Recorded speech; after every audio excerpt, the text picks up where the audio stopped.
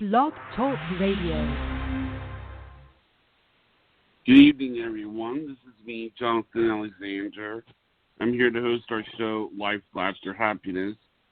And today I have my co-host, Barbara. Are you there, Barbara? Yes, I am here. Hi, everybody. All right. Now, our guest today is returning guest, Albert Lanier. Apparently, since we last spoke, I guess, a lot of things have happened. Am I right? Hi, Albert. Yes. Hi, how are you, Barbara? It's good to talk to you, and it's good to talk to you, Jonathan. Well, we were so happy although, to, hear from you, and that you wanted to come back and talk to us, and that was before the whole alert, which I think Johnny is talking about. A lot of things have happened. But before we begin, maybe we should let the listeners know who you are in case they didn't hear the first show. So would that be okay to give you a proper introduction? Yes, please. Yes, great. Barbara. You can. Yes, Barbara. Okay, so today we have Albert Lanier, and he has been a journalist and writer for more than 21 years, maybe longer now.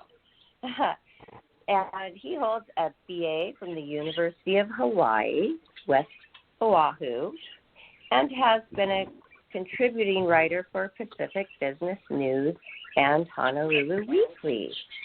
He is also freelance for a variety of publications, including Hawaii Magazine, Asian Week, and Edible Hawaiian Islands. That sounds yummy. So I just wanted everybody to know a little bit of background before we begin. Right. I mean, you've been a writer. This is what you've done pretty much your whole adult life, and you went freelance, and then you were retired. And I said, but you sure are busy for being retired. So now this is part two of something new you've been working on. Am I correct? You could say that. Well, since I retired in 2017 when I was technically 46 years old at the time. I hadn't turned 47 yet. Since then, I've written a blog for Medium.com, and it's coming up on its third anniversary this month. I just recently wrote a blog piece, my first of the year. I should have been writing more, but my first of the year, about the coronavirus. It was entitled Germs, Steel, Virus, and How the Coronavirus is Upending Historical Trends. So that just came out yesterday, my blog on Medium.com. Wow. And yes, I haven't seen that yet, but tell everybody again where they can find it on Facebook. Is that where we can find your blog? Right. Well, if you go to my Facebook, which is under my name, Albert Lanier, Lanier, there's a meme up there. I just posted it on my Facebook yesterday. It's also on Twitter, my Twitter page, my Twitter wall, at Critic Incorporated, which is my Twitter handle. So, you can go to Facebook and Twitter. You can also go to Medium.com if you want to read it there. I think it's at the Dr. 50. I think so. That technically that'd be Medium.com/at the Dr. 50. Sorry. Okay. Go ahead. We will post all of that, too, on all of our social media after this interview and get that link to you. And we will, send it out to all of the handles for us, Life, Laughter, Happiness, and you. So that's good. I just want everybody to know where they can find you. And so this is a lot. This is just like almost, I keep saying, the virus, because it's going to affect us closely. Like, it already has me. I have a very good close friend who's already lost 2 people in New York City, vibrant young people who were very good at what they did, career people. I mean, it's starting to get close. It's getting too close, and it's scary, very scary. Right. So tell us your thoughts on that and a little bit about what you wrote in your latest blog entry. Right. Well, just as a little bit of slight setup, I, of course, have been impacted like a lot of people. I don't want to go into my personal too much, but I've been impacted much like most people in that I'm sheltered in my apartment, and I haven't left where I live in a couple of weeks, and so this particular malady, this particular contagion, I gave a couple of interviews previously, and hadn't done any since then, and so this is the first in a couple of weeks. And part of that, I think, is observing what's going on in the larger, not just the larger media, which is what people have been glued to, television and the internet and maybe radio to some extent, but also looking at, hitchhiking from what I had said early on. I was interviewed by a podcast called Parallax Views, and what I noted about this crisis is that it's a health crisis tethered to an economic crisis. And in my view, in my analysis, the economic crisis, as bad as the health crisis is, and in terms of the U.S. especially, it's terrible. This economic crisis is going to be worse. But getting to my blog piece, which I just wrote, my historical analysis, because I want to make a disclaimer, I'm not a doctor, I'm not a medical expert, so I can't talk about symptomology and clinical aspects of the virus. So I'm just a journalist and writer, so I'm not even a science journalist, so I can't go into those details because that's okay. I want to know more of like what you were talking about, your thoughts and your feelings, and how it's just affecting your mind and being closed up. And 2 weeks is a long time to just stay in your apartment alone. And I mean, you must have really stocked up with food. So well, yeah, I'm actually kind of here with relatives, so I'm not entirely alone. So. Okay, good. Yeah.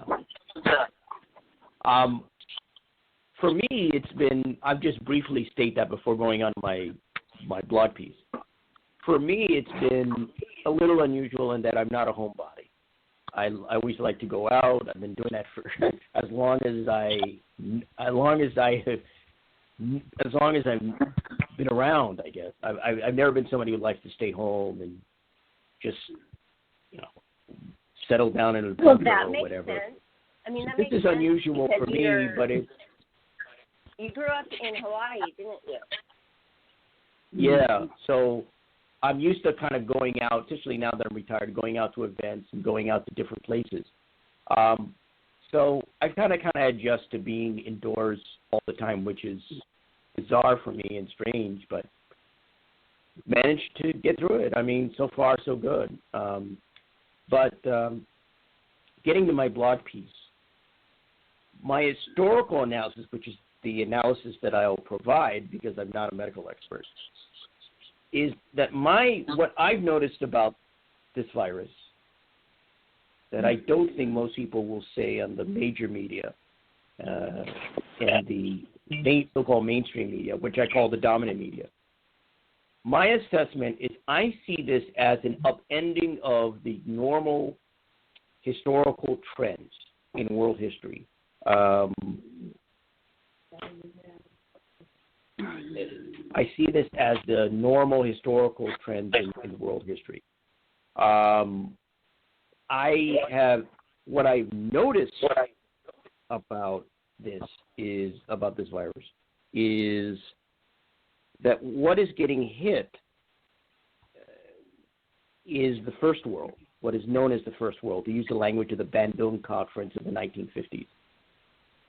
You're seeing countries like Italy and Spain become hotspots for this disease, this contagion, coronavirus, also known as COVID-19, and I think to some extent SARS-CoV-2. You're also seeing nations like the UK impacted. The United States has become kind of the epicenter of the crisis. You also see nations like Iran that was hard hit, and of course China, where the virus ostensibly originated from. and came from. So that's what you've seen. And my assessment of this and what I noticed was that most of these hotspots and most of these nations where there's significant high cases especially were former imperial powers. Italy was the seat of the Roman Empire. Spain, of course, the Spanish Empire. The UK, where the cases are going up, it's not the biggest hotspot, but cases have gone up. Of course, it's the seat of the largest empire, probably one of the largest empires, the British Empire. Even Iran was the former Persia, and the Persian Empire. And, of course, China was the imperial power. These are all former empires. And so, especially in regards to Europe, what's happened is that the former seats of empires it's sort of a reversal of history. It's a reversal of what I would argue have been the historical trends. And the reason I state this is because Italy wasn't a nation until the 19th century, but when these former seats of empire, what was the Roman Empire, what was the Spanish Empire, even the U.S. has had a small empire, and certainly the UK, Britain. Once Albert, they started going into, yes. Albert, one question. What about Canada? I don't know about their history. They're not a part of an empire, right? What is They're that? getting hit really hard. Canada? The virus has spread across the globe. So there are a massive amount of countries that are getting the virus. But what I noticed were some of these nations that became hotspots, that became what I would call pandemic points, because of large numbers of people killed every day, and in total, and not only in terms of the people who died, but also the amount of infections. What I noticed is that they were former empires. Right. They were places that had global dominion. That's what I assessed, and what I found, and I thought, well, this is interesting. And the reason I state this is because these former imperial powers had gone into what is now known as the Third World. Again, to use the language of the Bandung Conference. Going into the Third World, places like South America, places like Sub-Saharan Africa, and even parts of Asia. And what's happened is what they brought with them in terms of over the centuries that they acquired parts of Africa and South America and even Asia. What they brought with them wasn't just the technology of the period and guns, for that example, thus guns and steel. They also brought with them diseases. And these had tremendous impact on indigenous populations, impacting and wiping out some parts of areas in these regions. And so what I noticed is that the Third World, per se, like I said, not just Sub-Saharan Africa, but also parts of South America and even some Asian Mexico, have been able to have actually not borne the brunt. See, in the past, when you notice these other viruses like SARS and MERS and H1N1 and even Ebola, they've hit and targeted the Third World or some of the former colonial possessions in Asia. Now you're seeing a disease like coronavirus, COVID-19, strike the First World, Italy and Spain and like, the UK and the US. First World, technologically advanced, wealthy nations. And so I see this as an upending of historical trends. I see this as a sort of, and so that's what's been very apparent to me in looking at this virus. That's what's intrigued me about it, is that, I mean, that's the reason partly why this is a global pandemic. And these other viruses that I mentioned weren't considered global pandemics. Well, they didn't spread to over 100 nations in the way that this coronavirus has, but that's what intrigued me. I see exactly what you're saying. That is so very interesting because, like, even Prince Charles, I mean, that's the furthest you can get away. get Right. away from a third world country right there. So what do you think is why? I mean, is there a reason that you are like thinking this is happening? I think that's a good question, and let me see. It's interesting because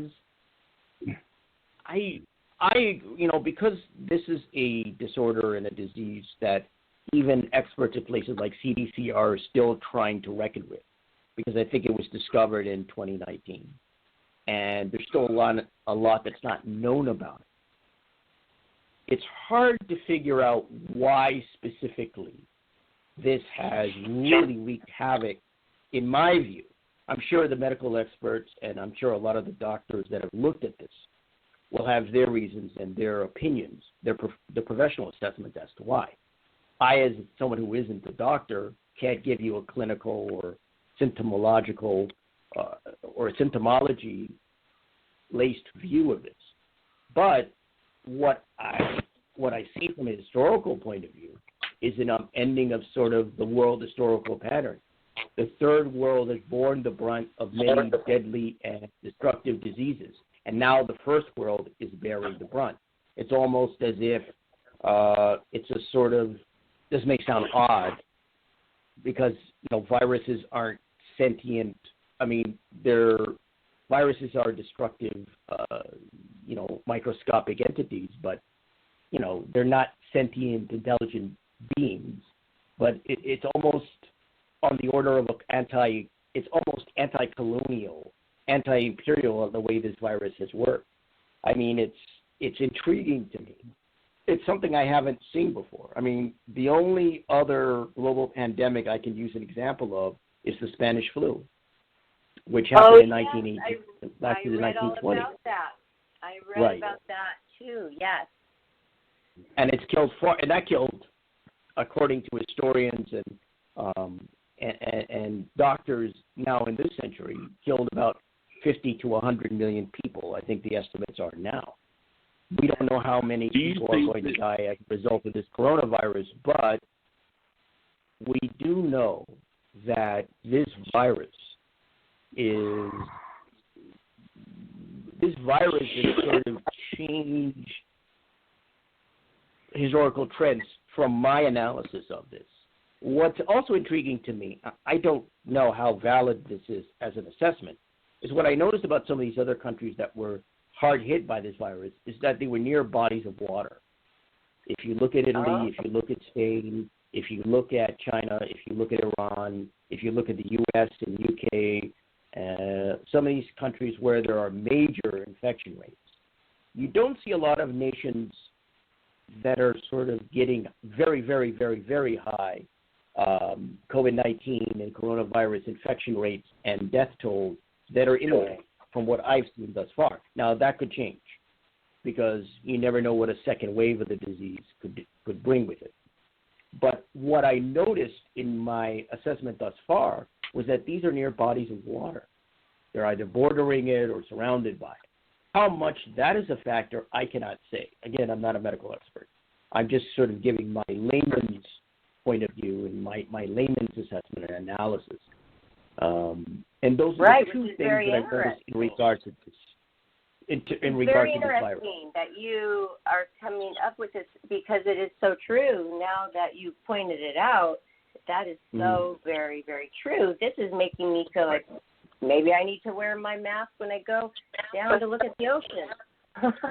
I mean, it's just crazy how we just don't know. It seems very highly contagious, and that makes sense, touching a elevator button and somebody else does, but it's just such a very powerful, very harsh, mean virus.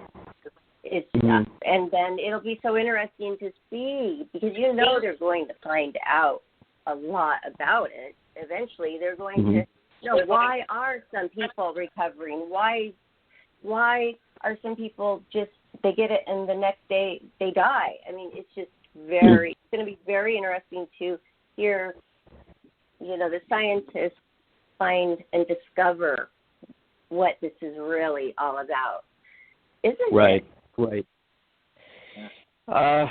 Well, it's a bit scary in the sense that they don't know a lot about it, and so they're kind of at this point catching up, trying to figure out, people trying to come up with a vaccine, and so they're kind of scrambling to find a way to defeat this, and how it can be defeated, I don't know. In regards to that historical analysis that I do in regards to empire, and the sort of imperial, what I've noted is what's also been, you also see the role, and this might be uncomfortable for a lot of people to face, but it's a reality, the role of how race plays into what I call medical imperialism, and which is what not only the kind of military imperialism that has come with European nations and other nations grabbing parts of the globe for their own dominion in terms of military and economic aspects, but also what I call medical imperialism.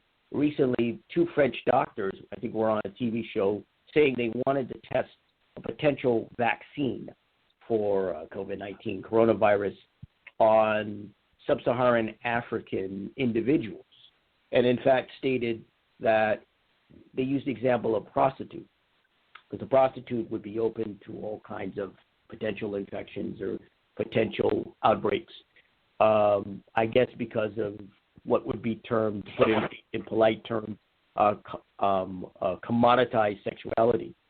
And so that's what I would call medical imperialism, an indication of medical imperialism, how the first world views the third world, and how it is viewed certain populations within the globe.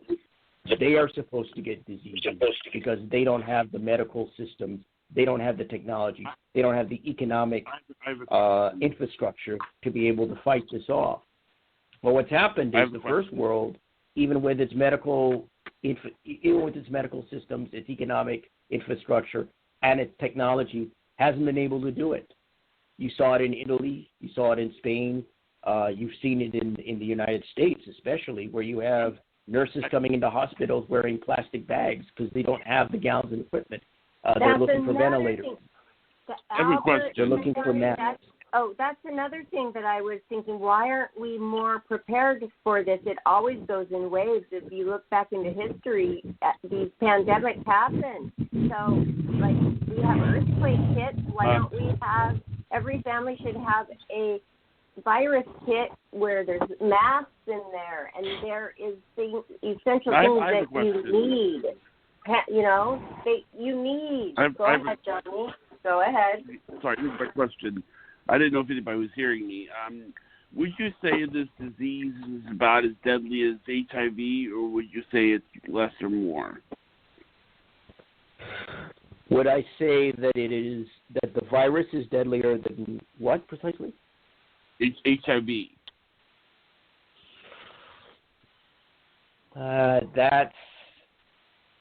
That's a whole other discussion. Yeah, but has it killed more people than that? Do you know the statistics on that? So the whole HIV, the whole AIDS epidemic, not quite pandemic, is very, I think this is historically fraught in terms of the coronavirus and politically fraught. But that's really politically fraught because you had a disease that was impacting vulnerable populations and what were at the time viewed as marginal populations. And so I don't want to get quite into that because that's a whole. In one sense, I would say that certainly in regards to Ronald Reagan when he was in office, I frankly don't think he gave a damn about people impacted by AIDS, and I think the political order at the time didn't for a number of years, especially when AIDS was called GRIDS years ago. prior to it becoming the Autoimmune. autoimmune deficiency disorder. It was GRIDS. In a sense, the only thing I see linking them, and I don't want to link the two together, is I think AIDS was born from political bigotry and just the contempt for certain populations on the part of right-wing political forces, 2 or 3 decades ago. I think that had a lot to do with it. It was silence. It was it's only a certain part of the population and a certain aspect of it that are getting it and not others. With this, it's also a political aspect, economic aspect, but I think it's born of the first world. Like I said, it's born of these former imperial powers and some countries that went out of their way, at least some of their leaders went out of their way to downplay and dismiss and write off this coronavirus as a flu, as unimportant, and even so-called medical personnel. To be frank, I mean, there are people, not only in the media, but who pop up in the media. Fox News is a great example of that. You get people like Trish Regan who got fired for seeing this coronavirus as some kind of attack on Donald Trump, political attack by Democrats on Donald Trump. You have Sean Hannity who outright called this a hoax. Oh, wow. And then went back and tried to state, well, we always took it seriously and I never called it a hoax. Outright lie. I mean, if there's somebody who should be fired, it's Sean Hannity. And I would also add to that Dr. Drew Pinsky and Dr. Oz, who both downplayed this virus. Dr. Drew went on Fox and other channels and said, well, it's like the flu. Don't worry, go out to restaurants. And Dr. Oz himself, they both blamed the media, the major media, as inciting panic and inciting harm to this. I consider both these men snake oil salesmen with medical degrees. I have nothing but contempt for them. Nothing for contempt, but contempt. And I've never cared for Dr. Drew anyway. But I don't want to get into those two.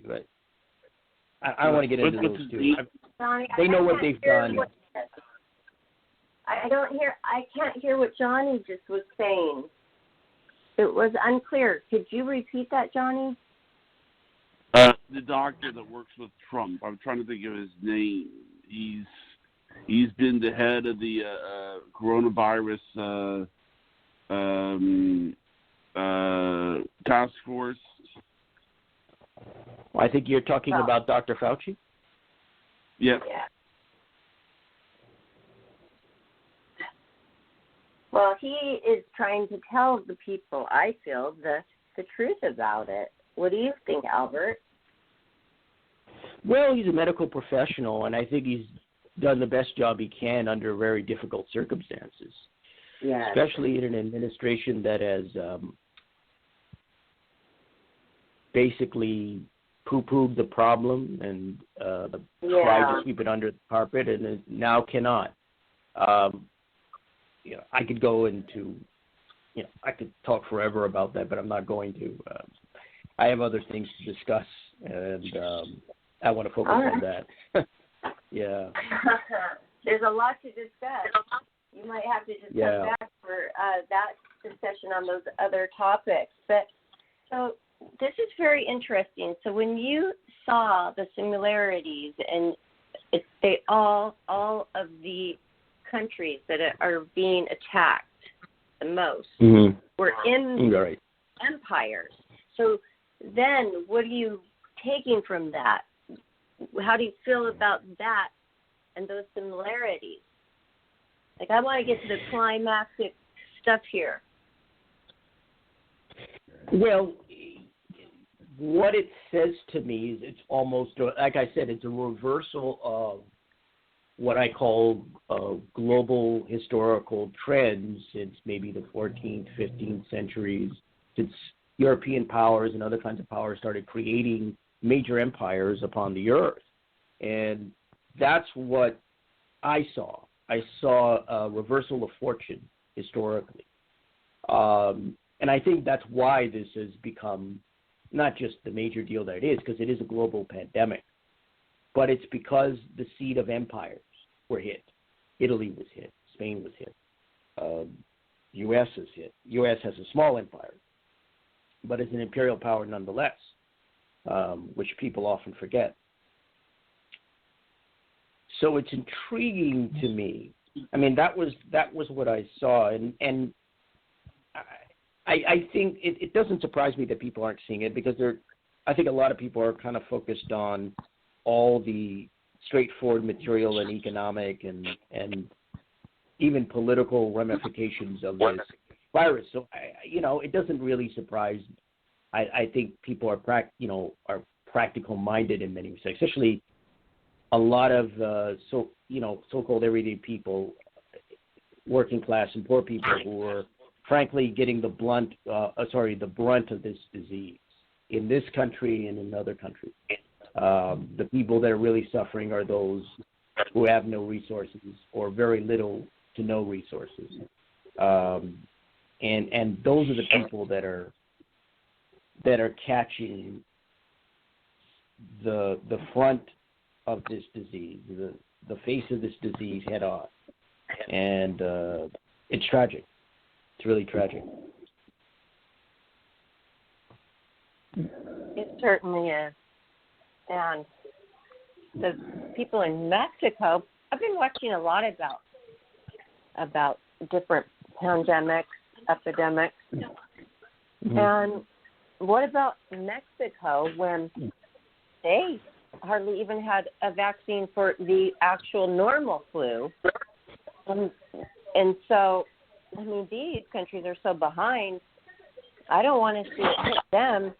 That's really going to be sad. We think it's bad. We were not prepared. We don't have enough ventilators. What about them? Right.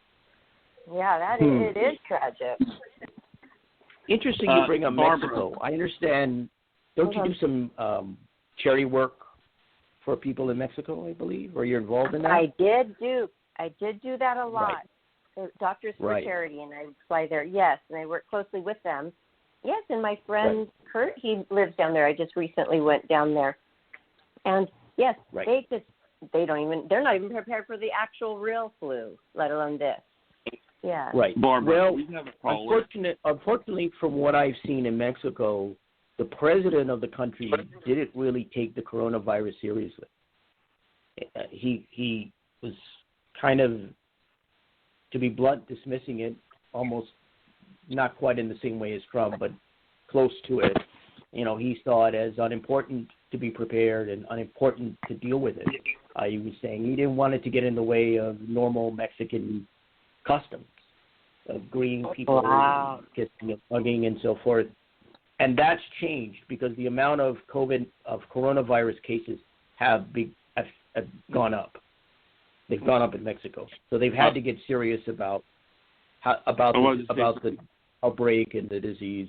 In fact, I believe it was the government of El Salvador or some officials in El Salvador that begged Mexico to start taking it seriously sometime back. They were saying you've got to stop dismissing it, stop minimizing it, and start taking it seriously. Yes, because other countries can send them ventilators and things they need because they've gotten through this, and they can send them. So they need to just be honest. And do you think that they're not honest at first because they don't want to cause a panic? Oh, yeah. There's dishonesty that's going on, and not only in this administration, but there's a good deal of it. I think Johnny is trying to get in a little bit of a point here. Yes, Johnny, I keep hearing him trying to get in there. We have a caller. We have a caller. We do? Oh, yes, I'm going to go ahead and put the caller. Albert, are you okay with the caller? Sure. Yeah, why not? 407. 407. Hi, you are on live with Albert Lanier. What is your name? Hi, Barbara. This is Lori from Florida. How's everyone doing tonight? Oh, Good. Hi, Lori. Meet Albert Lanier. Hi. Lori is Hi, how are you? well. That's probably why she wanted to call in. Mm-hmm. Yeah, no, Okay. definitely. I just appreciate your take on everything that's going on. I was listening before online, and I do believe that there are multiple layers of things that are transpiring. Of course, affected by the virus, but I think this is a great opportunity for people as yourself, Albert, if I may call you Albert, to pretty much educate us on how or what your take is on this for us to conduct business in a more local way. I think this is going to bring us back to basics and also with writing and publishing. However you want to explain it, I would love to hear your take. Okay. It's interesting because one of the things that I've noticed about the response, and I'm going to get to sort of the second part of this, which is the economic aspect, my economic analysis. As I mentioned before, I believe this is a health crisis tethered to an economic crisis. And what we've seen is a massive economic crisis. I would call it already, when I was interviewed on a podcast called Parallax Views last month, I said it's already become a recession. And I think that's the case. It might turn into the Great Depression 2.0, frankly, because you're seeing, at the time it was 2.5, and then it became maybe 6. Now I'm hearing 10 million unemployed people. You're possibly over 20% unemployment rates. And the impact has not only been borne primarily on workers and employees who have lost their jobs and are forced to stay at home, but also on small businesses. And a lot of small businesses are going to be wiped out. Now, getting to your point about writing and publishing, that is part of what I call the cleavage of sort of stay at home versus working outside the home. And it's indicative of the kind of distinctions that have been caused or maybe exacerbated by this crisis. And it's going to be interesting because I was a freelancer for 22 years and worked largely from home to see what the impact is going to be and is on freelance writers. A lot of that, of course, has to do with this nature of the media, print media in particular. Print media has been going through a lot of financial issues because of lack of advertising that was impacted by the growth of such factors as Craigslist, which took a lot of advertising away, a lot of classified ads over the years. Google itself also. You're still, print advertising, print publications, even online publications. As in terms of that, I'm sure there are publications that are still hiring people, and in terms of at least freelancing, and there may be still publications that are looking for freelancers. How much of that I don't know. Like I said, I've been retired from freelancing for 3 years, so I write a blog. So although I'm still a professional writer, I think my last paid gig was last year, and I got the check earlier this year in January, so that money got spent before this crisis happened. In terms of dealing with that as a writer, I think it depends on the state of print media at this point, and of online media at this point. We'll see what happens in that regards. The best I think you can do. Are you a freelancer? Yes, indeed, Okay. I am. Okay. How have opportunities been for you to freelance there in Florida? I've been so caught up in my personal life that it's almost like taking a back seat, so to speak. I write, and now I pretty much do it for leisure as opposed to approaching people, marketing myself, and going that route, because I think to myself, people are not in the frame of mind to want to talk about things like that. Mainly I deal with small businesses, and I'm very cognizant of the nature of what's going on. I'm living it. I'm in the mix. So I have taken a step back from promotion and gotten more into the artistic side. A lot of unpublished things that I've been working on and been able to catch up on. Interesting. But Yeah, for some people, I don't think it is hurting. Like for me, it's that not. Seems logical to me. It is but hurting. In terms of the financial aspect, it depends on the print media and how viable they still are, not only in your area but online too. That's what I would say, and I can understand why the marketing and promotional aspect, which is what a lot of freelancers have to do more and more of these days. I've said this before. You now have to be a promoter and marketer because of Facebook and Twitter and other aspects of the internet than I did when I started in the 90s. In the 90s, in 94 when I started in the 90s, all I had to do was just find work. I had to promote and market myself to the public, let alone to anyone else. But now you have to.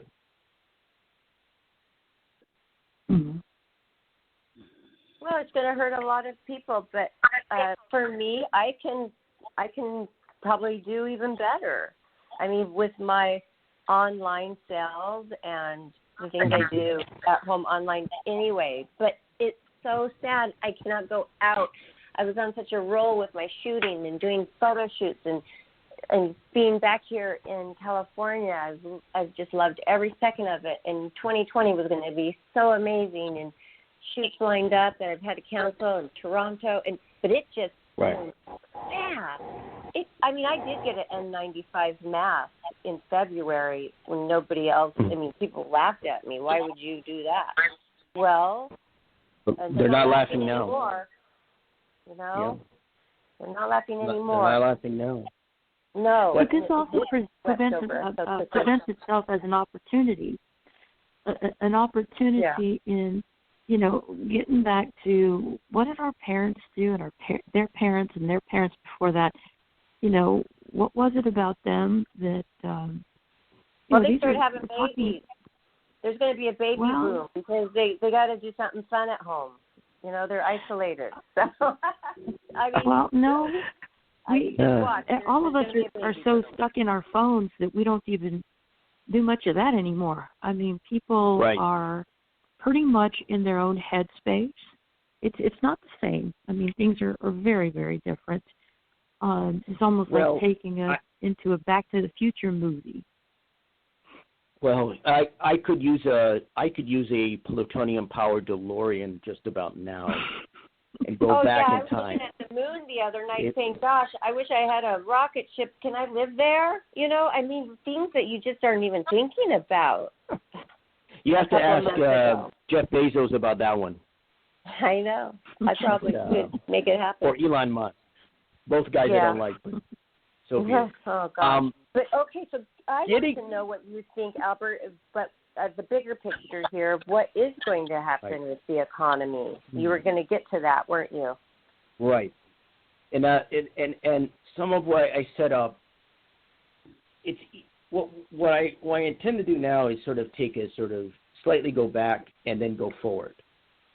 So my thesis has been, when I was interviewed earlier, my thesis was that this is exposing what I call the rot and decay of the American economy. And I think this economy, though it was promoted as a fantastic one and a great one, was in essence not a great one for most people. It was a high profit but low wage economy. In other words, CEOs and heads of corporations and companies did extremely well. Of course, a lot of these companies like Amazon and Apple and Google weren't paying taxes, but that's a result of the Trump tax cut. But it's also the amount of wages that have gone down. So the average worker and employees, they weren't doing very well. And my point about this is to state that what's happened is we've gone, in my view, these are my terms, we've gone from a productive economy in the 20th century and before that largely in the 20th century, it was largely manufacturing based. At least an economy that produced products in the United States, where you had factory jobs with livable wages, especially after World War II. You could be a high school graduate and work at a factory and have a livable wage and send your kids to college, buy a home, buy a car, send your kids to college. And we've gone from a productive economy that I think was largely manufacturing based to a reductive economy, which is largely retail service economy based, food and beverage, stores, et cetera, et cetera. And we're seeing that, and that's what's happened. And so wages were lower, cost of living was up, but wages were lower, and benefits were little to non-existent in a number of these jobs. So what we saw was a decrease not only in regards to the kind of jobs that workers' employees could get, but also the value of the jobs and the value of their wages. And so what's happened as a result is we've got this economy that has not worked for workers and employees. And I would argue this wasn't just prior to this coronavirus collapse of the economy. It's been going on for 30, 40 or more years. At least it's the 70s. And I cite the 70s because in the 70s, what you had was a couple of factors at least, 2 or 3 factors. One was the Lewis Powell memo to the U.S. Chamber of Commerce that outlined a sort of blueprint for the corporate class and the business classes to essentially take over elements of this of the sectors of this economy, of this country, media and political systems especially. That's why money has been a gigantic part of politics. The increase in PACs, for example, political action committees, and also the role of what's not only the change in the economy which has happened, which is it's gone from a manufacturing sort of based economy to a financial based economy where banks and insurance companies are more important. They play a larger role, and they have much more control of the overall economy. What you're seeing, and so I think the Lewis Powell memo provided the blueprint for the business class through the Business Roundtable, U.S. Chamber of Commerce, but other entities, also through think tanks like American Enterprise Institute and others to exert an intellectual presence and a financial presence on the political system and the educational system and on the media in general, on the major media in general. I would also turn to 2 other factors. The first is Richard Nixon's decision in 1971 to take the United States off of the Bretton Woods system. Standard. Precisely, absolutely correct. And to decouple the dollar from gold because a lot of countries were able to get gold because of the reliance on the U.S. dollar, able to get gold from the U.S. And Nixon's move was to sort of prevent the U.S. from losing all its gold ostensibly. Then the next move came in 1974 when you had, I guess it was Henry Kissinger was the Secretary of State. I don't know if he had lost his national security advisor statement as well. But when Henry Kissinger I guess this was still during the Nixon administration. I don't know if he had retired yet. But also when Henry Kissinger made or helped make, the U.S. made the petrodollar deal with Saudi Arabia, where you saw in 1971 the decoupling of the U.S. dollar from the gold standard and from gold. What happened was that the U.S. dollar was tied to oil.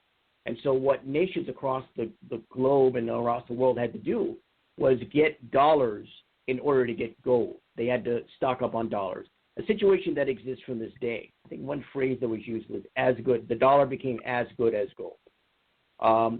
I would argue that has helped keep the U.S. economy from completely collapsing, that petrodollar move. I think that's the reason the U.S. still has an economy. Because as we said, we've seen, and we can see it during this crisis, we've seen the sort of removal of manufacturing as a major part of this country. There's still manufacturing in this country, but it's nowhere near what it was before. And so we have that coupling of the dollar to oil via the petrodollar deal. And so I think that's extremely important. I think that has been, because if you look at this crisis, I think one of the pieces of currency that's done well thus far in terms of globally is the U.S. dollar, at least from what I've seen. So that's done well. Some other currencies have not done well globally. And that's because people need the U.S. dollar, especially to get oil and other resources.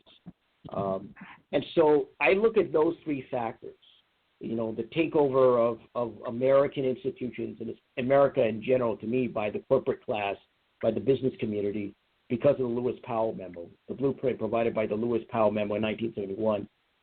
Also in 1971, Nixon's taking removal of the U.S. from the post-war Bretton Woods system and from the gold standard, and the 1974 petrodollar. And what's been created over the years, we've seen a decrease in wages, and we've seen a move towards the financialization of the economy, especially in the U.S. And that's why what we've seen with this current act that came out, the CARES Act, the $2 trillion act, what I noted on another interview was that the president was sort of taking a New Deal structure, a New Deal framework approach. That's true, but the framework is one for the rich, not for the rest of the country, unlike FDR's New Deal. Right. So businesses are getting bailed out to the tune of billions of dollars. The airline industry is getting billions of dollars, including Boeing. You have what has been called a slush fund, $500 billion, at the direction of the Secretary of the Treasury, Steve Mnuchin, who I call Slumlord Steve. That's just my view, what I call him, which is unprecedented in many respects to have a Secretary of the Treasury have this much control over a huge chunk of money that can be given out to businesses. So I think a New Deal framework, I call this a New Deal for the rich, that this bill has engendered. Yes, there's $1,200 for supposedly every American or most Americans, but I think this was kind of used as a lure to get a sort of collective, to get people behind this act. And this economy has not worked for workers. And so when you look at the historical factors, what it has produced is an American economy that no longer provides jobs and living wages and good wages for workers, that doesn't allow them to easily pay their bills, and even be able to get through college without loans, which are putting people in debt. It's an economy that doesn't work for most people. And let me just note some of the aspects of this coronavirus that we can see that's impacted people from that perspective. The Washington Post had an article on April 6th that noted the impact, the toll of coronavirus on essential workers. For example, the fact that grocery store workers are getting infected at significant rates, and some of them are dying. People who work at Trader Joe's, people at Walmart. The impact, again, what this virus has done is it's essentially, in a sense, devoured the poor and devoured the working class. And the New York Post had noted that 33 MTA workers, bus and subway workers, had died of the coronavirus thus far. We're looking at... I know they're not protecting them. And, they say, okay, wow, there's tons of jobs out there. Yeah, but now these jobs are going to kill you. You have to risk your life going to your job every day. And I even feel like I'm risking my life just going to stop in for 10 minutes to the grocery store, let alone work there day after day. I don't even know how they have the mindset to do that. Do you?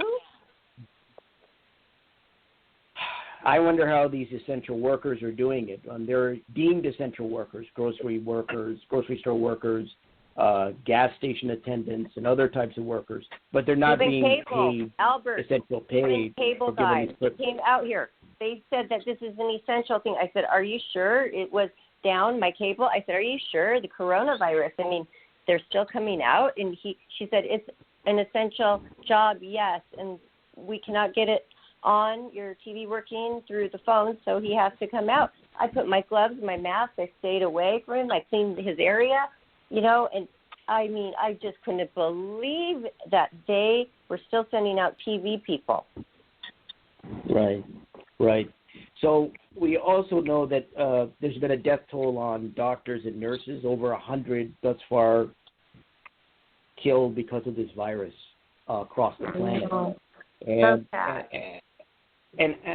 And one of the things I noted when I looked at the larger economy and the impact on how the economy hasn't worked for workers, and it's not working now.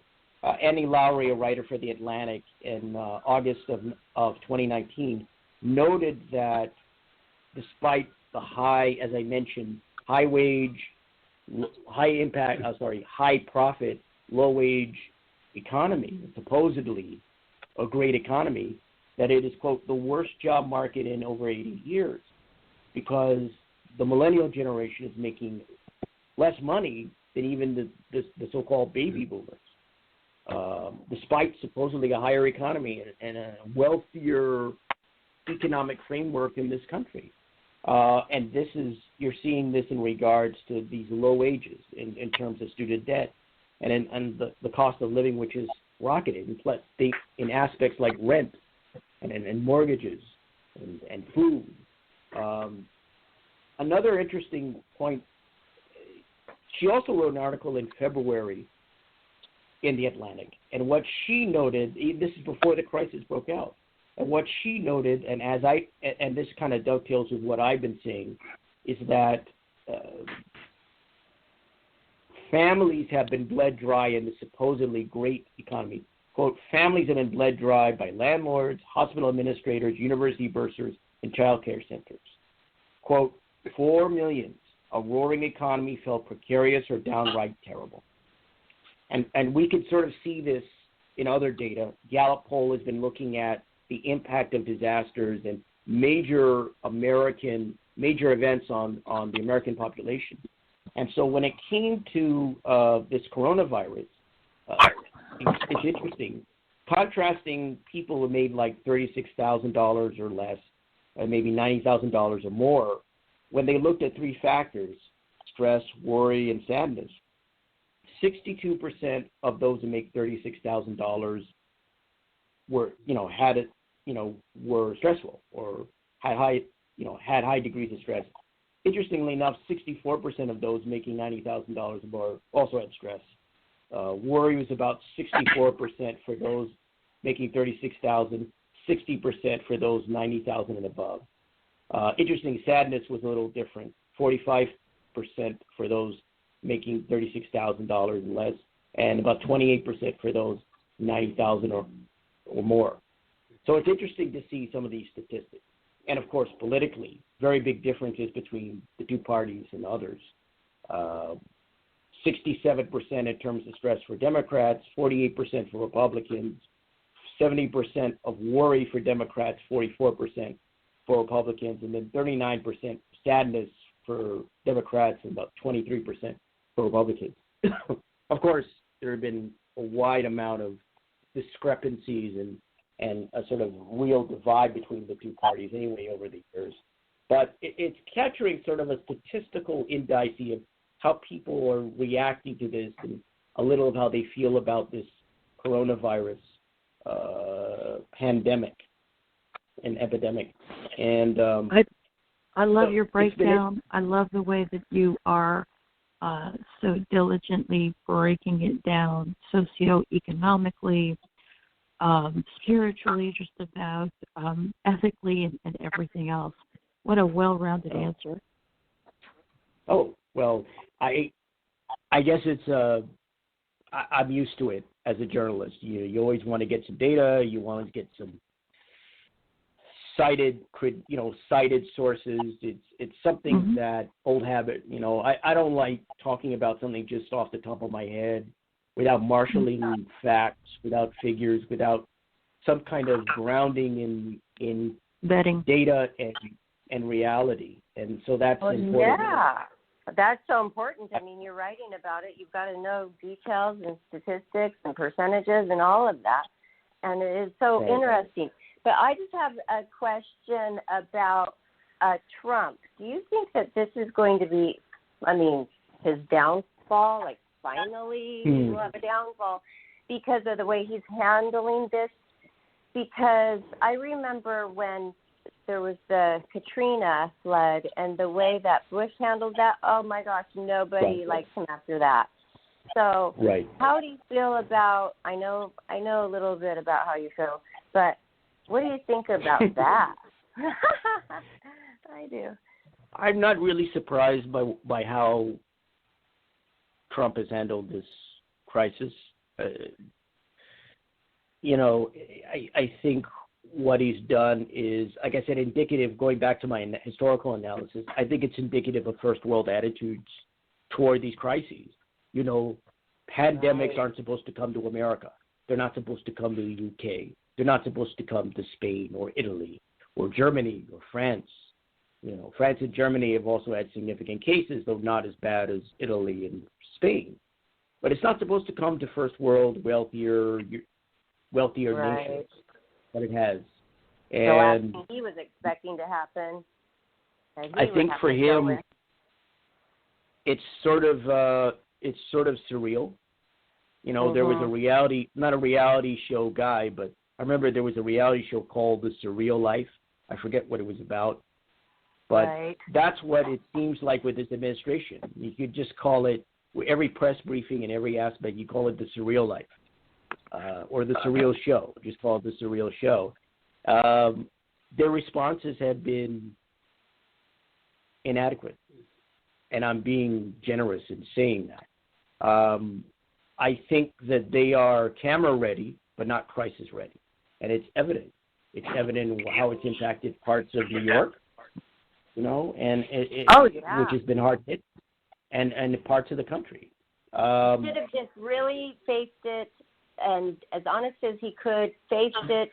It's not an individual fault. It wasn't his fault that this virus is coming to us. It's not really his fault. So I don't know why they would have to shove it under the rug and act like it isn't as bad.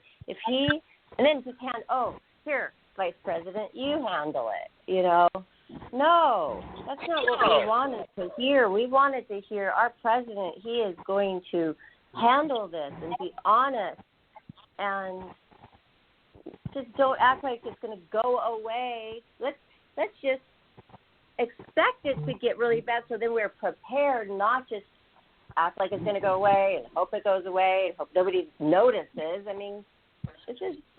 I just don't think it's been handled very well in that respect. And also, when you see them, the children are watching TV too. Okay, wear your mask, wash your hands, don't touch people. But then you watch the news and all of the top leaders, our top leaders are still shaking hands and they say, that's just not me wearing a mask. That's just not me.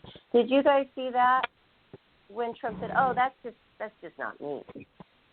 It's just not fashionable enough. But what? It is ugly. It doesn't look so good, but it may save your life. People now are just making masks. By the way, my mother, it was my idea. I said, Mom, please, you have so much fabric. Let's make masks together. Now I can't obviously go fly to see her, but she started making tons of masks. Then she even went to a city over to buy elastic that she ran out of, and you can only buy one package of elastic per family now. Did you know that? Wow. Yeah.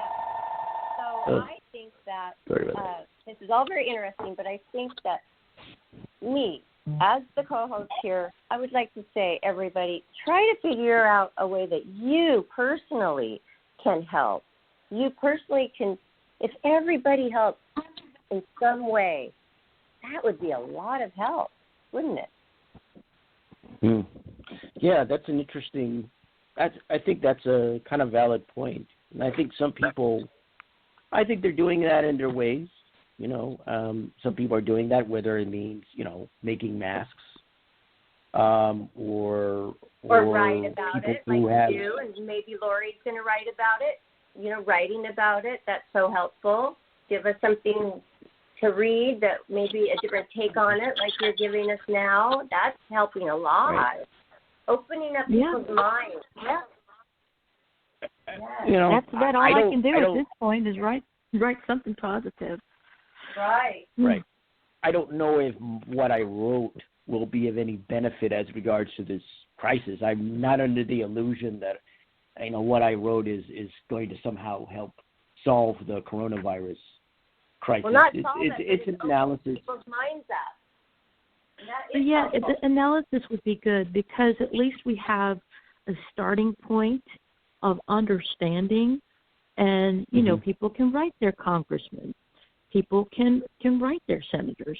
I mean, Albert, it is a starting point. Yeah. Anytime you educate people with hard things to hear, you know, because I totally turn off by any kind of news media.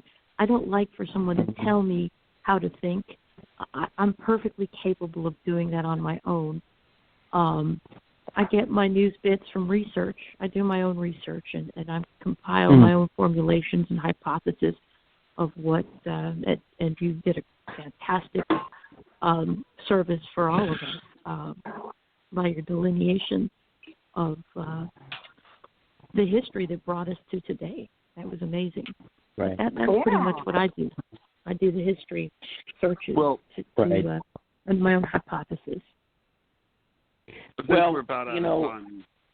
Oh, right. well, wow. We're talking about, okay.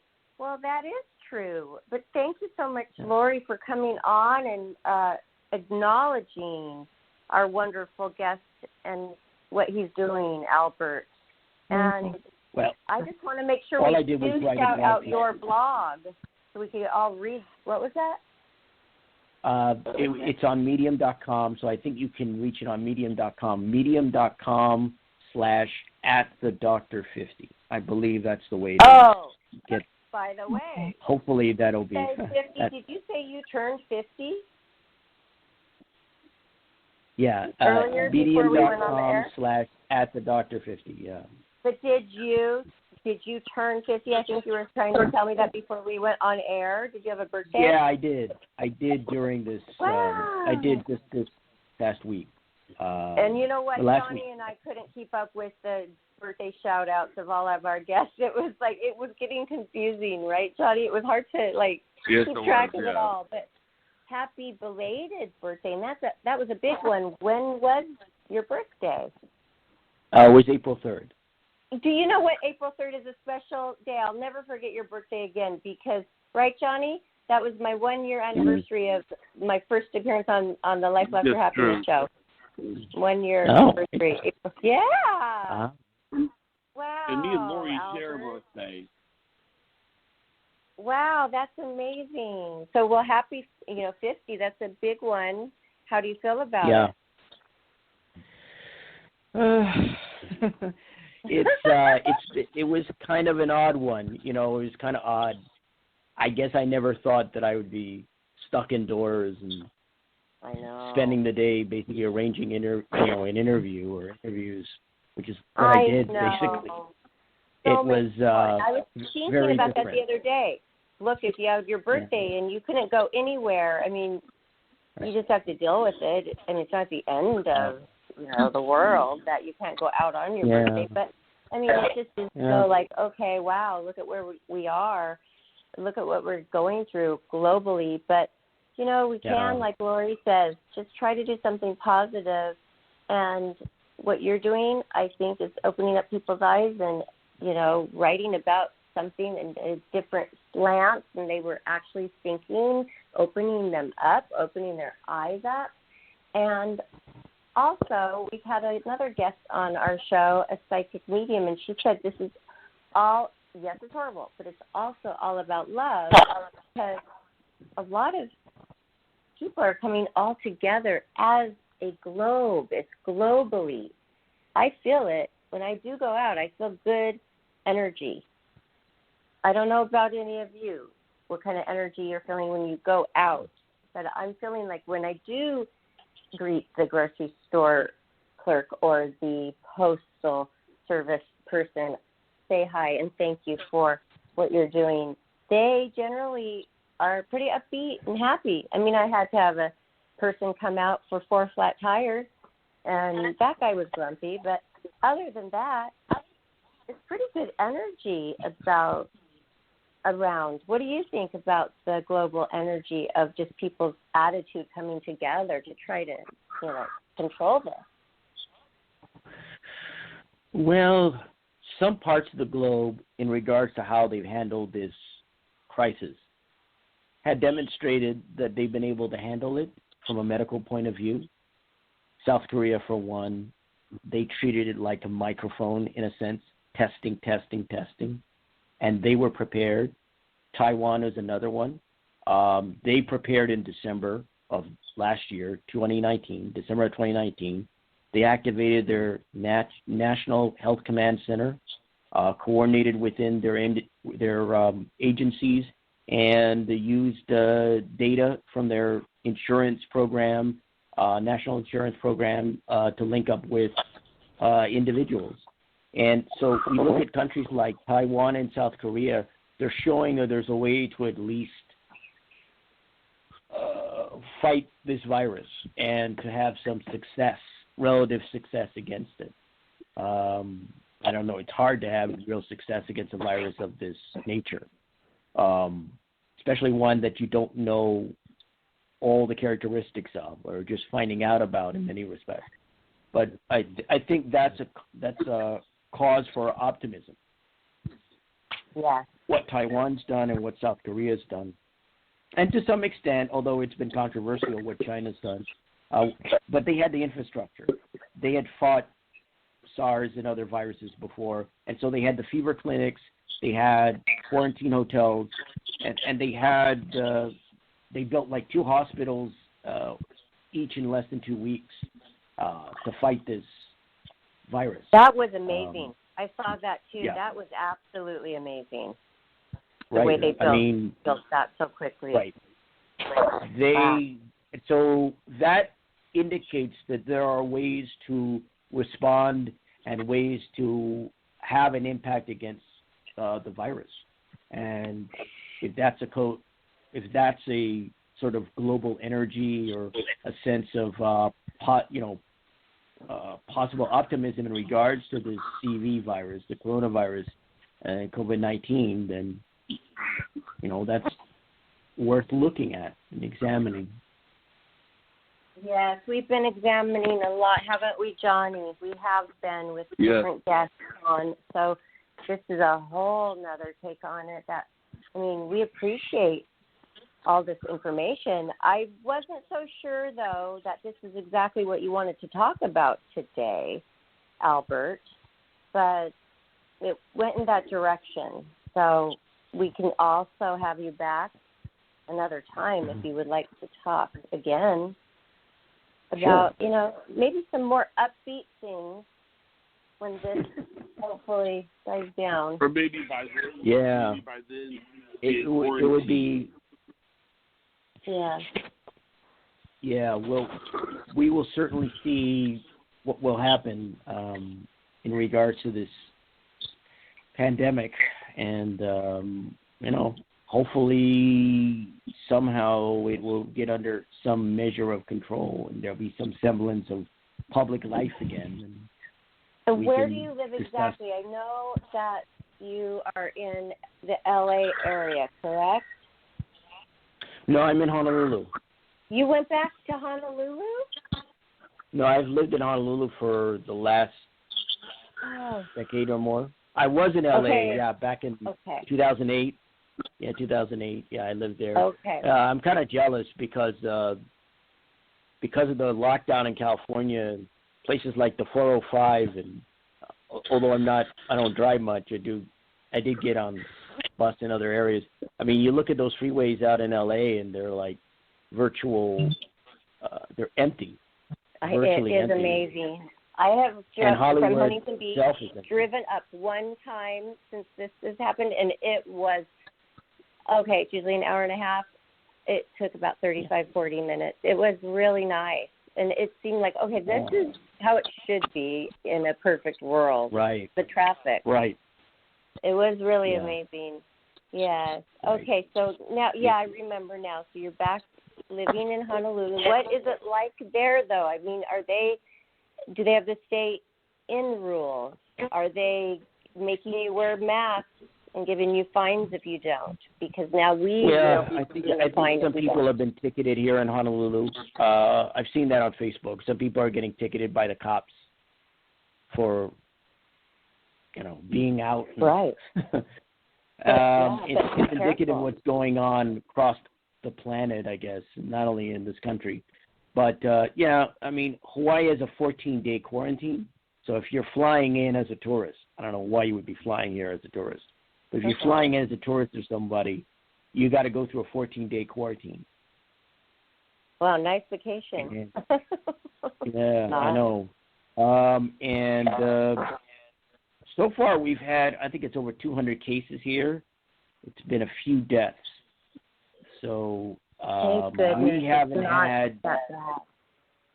It's been minimal. We've been fortunate, I would say, compared to some other states like New York, especially Michigan, and others in Ohio especially, where there are major hot spots in the country. Louisiana is another one.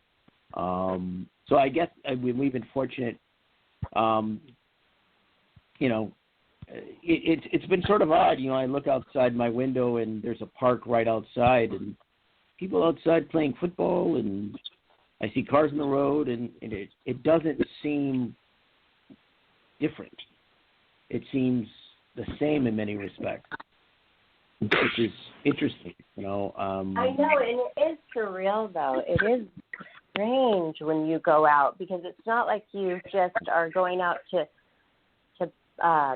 you're protecting yourself and you're going out. I feel like I'm risking my life, but you're looking around, like, how are other people feeling emotionally? And it's just kind of like a numb feeling, I mean, people are all polite, though. It's like that's what I'm talking about, the good energy, is that you don't see other things like the regular road rage or the lines. I mean, probably because that factors, those have been taken out. There's no long lines. There is no traffic. I mean, it's just kind of the way it should be. I feel. It's just weird. Right. People, they're not talkative. I mean, and then they come out with saying, well, you can get it from talking to people. Right, I've heard that. I just can't wait till we just know everything about it. And Albert, right. You think that's we a very will good know point. Everything about it. Yes. Yeah, I think that's a very good point. It's a very good point.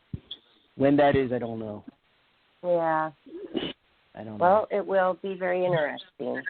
So just stay safe, and we will definitely be reading regularly. How often do you update your blog? How often do you write on your blog? Well, that was the first article this year, so I've been remiss in writing blog pieces. And this month's my anniversary of my blog, so I've got to write what is that? I have to write a anniversary piece. It's normally tradition, so I have to decide what I'm going to write for my anniversary piece. Do you ever have interviews on your blog? Do you ever interview people on your blog? I haven't, but I've thought about it. Yeah, that would be. Why do you ask? Oh, I want to be interviewed. That's why. Oh, I see. Oh, yeah, I would consider. Yeah, I'd consider doing that. Okay. Yeah, sure. That would be Just great. let me know. Okay. Yeah. I want to. All Okay. right. Well, you guys, thank you. Also, Lori, can you tell the audience your full name and where we could connect with you on Facebook as well? Since Lori's a good friend, and we met her through the show because she calls in a lot. Lori disconnected. Oh, she did? Oh, okay. Yeah. Well, that was nice that she called in. She probably just was so excited to hear you and talk to you and ask a couple of questions because she's a writer too. She wanted to write something on Johnny and I soon for the show. No, so that great. Yeah. But thank you so much, Albert, for coming back on. And I would like to have my interview by you. Okay. We got to do that. It's always nice to be interviewed by a beautiful woman. So on the show. Well, thank always. you.